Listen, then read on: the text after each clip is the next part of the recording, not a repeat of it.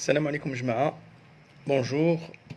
شكرا على التعاليق نتاعكم اللي كانت كلها إيجابية وتزيد تشجعني باش ندير دي لايف، حتى نوعي الناس على ضرورة الوقاية ثم الوقاية ثم الوقاية من فيروس الكورونا.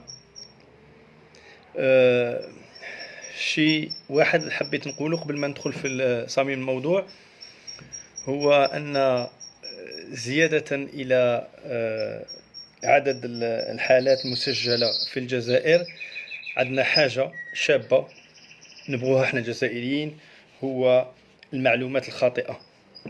راهي بزاف الناس تتكلم على حالات في وهران، في المكان فلاني، في يا جماعة اتقوا الله في أنفسكم. ارجعوا البيانات وزارة الصحة، ما عندها أي فايدة باش تكذب ولا تدس عدد الحالات، لأن عدد الحالات حتى لو كان يدسها الإنسان تبان، لأن حالة واحدة تاع كورونا تدي عشرات الأشخاص. إذا ما ينجمش الإنسان يدس حالة الكورونا. هاد الناس اللي راهم يهضروا بلي كاين واحد البارح يتكلم معايا قال لي كاين 200 حالة وراهم داسين 200 حالة. 200 حالة تدي 1200. بركاكم ما تسمعوا في الناس، بركاكم ما بالنسبة باش نوضع حد ثاني لواحد المشكل، هو الحالات المحتمله اللي راهم يعيطوا لها الحالات المشكوك فيها، لي كا سوسبي راهم يعيطوا لهم. حنا ما نعيطولهمش لي كا سوسبي باش ما يخوفوناش، حنا نعيطوا لهم الحالات المحتمله. الحالات المحتمله يا جماعه رانا نتلقاو في المستشفيات عشرات الناس تاع الحالات المحتمله. واش معناتها حاله محتمله؟ تجي انت عندك اعراض تاع لاغريب بصح، بالك جيت من فرنسا، بالك جيت من طليان، بالك جيت من اسبانيا، بالك جيت من بليده الى اخره، ولا كنت في احتكاك مع واحد كان فيه كورونا. هذه طبيب يديرها حاله محتمله، يدير لها التحاليل نتاعو، ومن بعد التحاليل يخرجوا. نعطيكم غير مثال، في مستشفى كانوا 33 حاله محتمله، ما كانش واحد خرج ايجابي على زعما عنده كورونا. اذا هذه الحالات محتمله، ولا كاع الناس حاله محتمله حالات محتمله. انا ماذا بيا تكون 100 حاله محتمله في النهار؟ علاش؟ هذه تبين يقظه الاطباء والممرضين تاعنا اللي راهم يشكوا في الكورونا. ومليح هادو حالات محتمله، يقعدوا حالات محتمله، الانسان ما يديش عليهم المشكله. حاله محتمله في وهران، 4 حالات في سوق هراس. هاد الحالات محتمله مليحه يا جماعه. حاله محتمله معناتها واحد شكوا فيه ودخلوه وداروا له التعييرات، الحمد لله على الاقل ما راش برا. اذا الانسان ما يضلش وبركونهم هذه 200 حاله 300 حاله. كاين نعطيكم الحالات، كاين 48 حاله تبقى مع وزاره الصحه. 48 حاله، من بينها 4 وفيات بطبيعه الحال. الوفيه الاخيره مع الاسف الشديد عندها 81 سنه نظن، 81 سنه. 11 حالة جديدة، 9 في بليدة وزوج في قلمة. زوج في قلمة كنت مسجلهم عليها، راني زوج في قلمة. هادو الحالات الجديدة. والحالات نتاع الكورونا راه كاين 48. بركا المهضره بزاف، والناس في الشبكات يزيدوا يا ايها الذين امنوا اذا جاءكم فاسق بنبأ فتبينوا. نعلو الشيطان يلي راكم ديروا في هاد الكذوبات هادو من حين لاخر في الشبكات الاجتماعيه، شبكات التواصل الاجتماعي الى اخره. خلينا سيدي ندخلوا في صميم الموضوع. صميم الموضوع هو انني اليوم نزولا الى رغبه العدد كبير من الناس اللي طلبوني في شبكات التواصل الاجتماعي، بين قوسين راه كاين اسئله بزاف طرحت لي، راني بشويه بشويه نجاوب ان شاء الله. كاين بعض الزملاء الاطباء اللي طلبوا مني نتحدث معاهم على كيفيه التكفل بمريض نشكوا فيه، نقولوا حاله محتمله نتاع الفيروس كورونا. رايح نحكي عليها اليوم على 8 تاع الليل. انتظروني يا ايتها الزميلات وايها الزملاء ان شاء الله، الاطباء وحتى الممرضين نتاعنا، بناتنا واولادنا.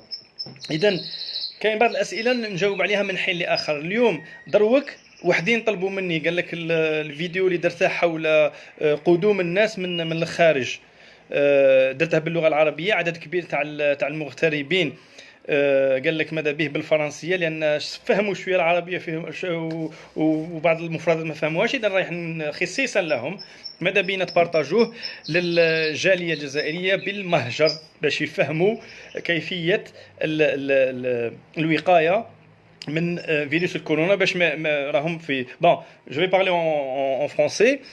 Donc je vais m'adresser à la communauté algérienne à l'étranger, notamment en Europe, puisque l'Europe est une zone à risque. Vous avez le corona en France, l'Italie, l'Espagne, en Angleterre également.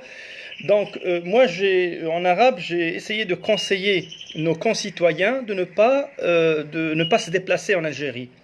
Parce que, pour deux raisons. La première raison, c'est que les déplacements peuvent vous exposer à la contamination au corona. Il est évident que vous allez prendre un moyen de transport collectif ou le bateau.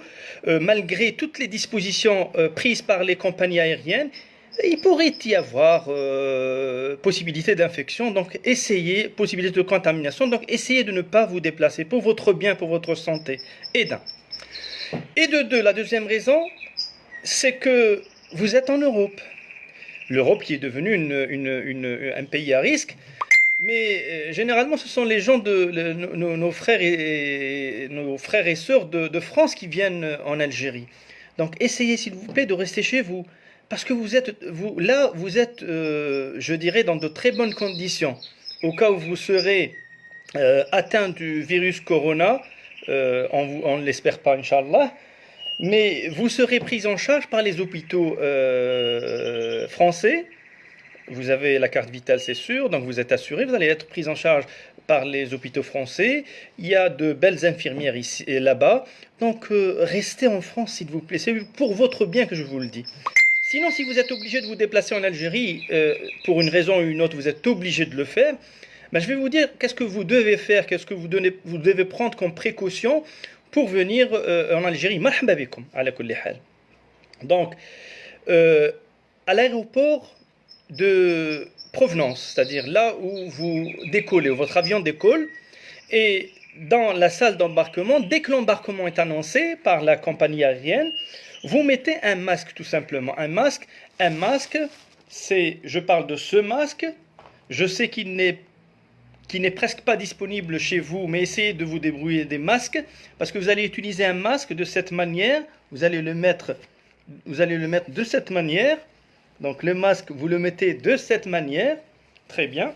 Ça, c'est un moyen, ce masque est un moyen de préserver la santé des autres. C'est-à-dire, quand moi je suis malade, j'ai le corona ou j'ai la grippe, je mets ce masque. Ce masque, il n'est pas fait pour la protection, pour ma protection si je suis sain. Je le mets parce que moi je suis malade et je pense aux autres. Au cas où j'éternue, au cas où je tousse, les gouttelettes de salive que je libère qui renferment le virus ne vont pas arriver chez une personne saine. Donc, je mets mon masque dans l'avion. Donc, on est même en train de penser, de proposer au personnel PNC, personnel navigant des compagnies aériennes, de distribuer ces masques pour les passagers avant même de monter dans l'avion. Très bien. Vous êtes dans l'avion. L'avion décolle, vous avez 3 heures probablement, maximum 3 heures de vol. Ce masque, sa durée de vie est de 3 à 4 heures, attention. Donc vous le changez de temps à autre, toutes les 4 heures. Très bien, vous arrivez à l'aéroport de destination, c'est-à-dire l'aéroport Mohamed Boudiaf de Constantine. Merci de m'avoir rappelé ça. Donc l'aéroport Mohamed Boudiaf de Constantine, l'aéroport Ahmed Ben Bella d'Oran et l'aéroport Houari Boumediene d'Alger. À ce moment-là, vous gardez votre masque, vous entrez, il y a des équipes de médecine, de frontières qui sont juste à l'entrée de l'aéroport et des ports également, parce qu'il faut dire qu'il y a des bateaux qui viennent de France. Donc il y a des équipes qui sont à pied d'œuvre depuis le phénomène Corona. Ils ont une caméra thermique, donc vous passez, si vous avez une fièvre, le médecin de l'aéroport va vous examiner. Éventuellement, vous serez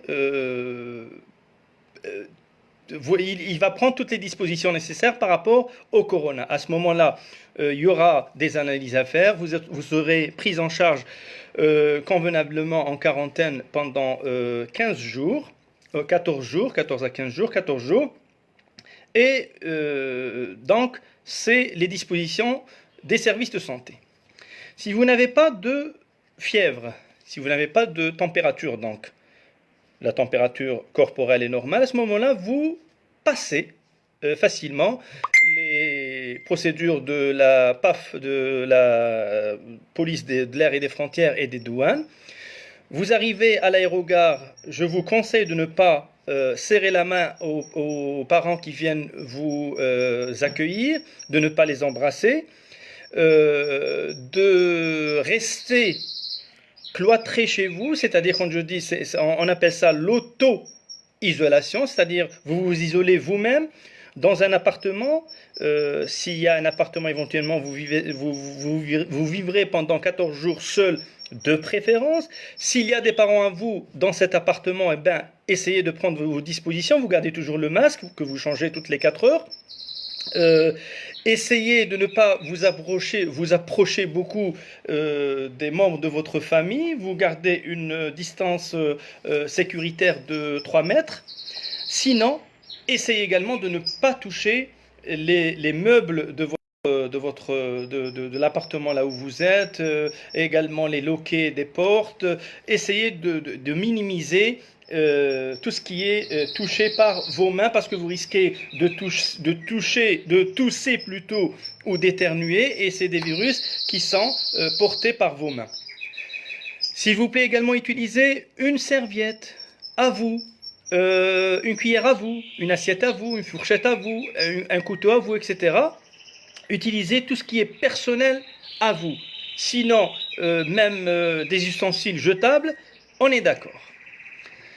Donc, vous avez minimisé le contact avec les membres de votre famille. Au bout de 14 jours, si vous n'avez rien, c'est-à-dire vous n'avez aucun signe de grippe, pas d'éternuement, pas de toux, pas de température, à ce moment-là, qu'est-ce que vous faites? Vous jetez les masques dans un endroit sûr. Vous invitez les membres de votre famille, vous allez vous taper une bonne pizza italienne ou une bonne paella française, espagnole plutôt. Une bonne paella espagnole. Ça, c'est le deuxième cas. Donc, le premier cas, au niveau de l'aéroport, j'ai une température. Le deuxième cas, je n'ai rien après les 15 jours d'auto-isolation. Le troisième cas, c'est que je suis toujours en isolation. Pendant ces 14 jours, les signes de la grippe apparaissent, c'est-à-dire une hyperthermie, une fièvre, une toux, des éternuements et éventuellement plus tard une détresse respiratoire. À ce moment-là, avant même d'arriver à la détresse respiratoire, si il y a le contexte, je viens d'une zone à risque, survenue d'une grippe, les signes de grippe apparaissent. À ce moment-là, qu'est-ce que je fais? Je ne me déplace pas vers le médecin, parce que je vais contaminer d'autres personnes à l'extérieur. Qu'est-ce que je fais? Dans les wilayas où le SAMU existe, j'appelle le SAMU ou la protection civile. Dans les wilayas où le SAMU n'existe pas encore, vous appelez la protection civile. Si vous faites ça, messieurs, dames, vous aurez épargné votre santé, vous aurez épargné surtout la santé des parents à vous et de milliers de millions d'Algériens. Merci beaucoup. Shukran.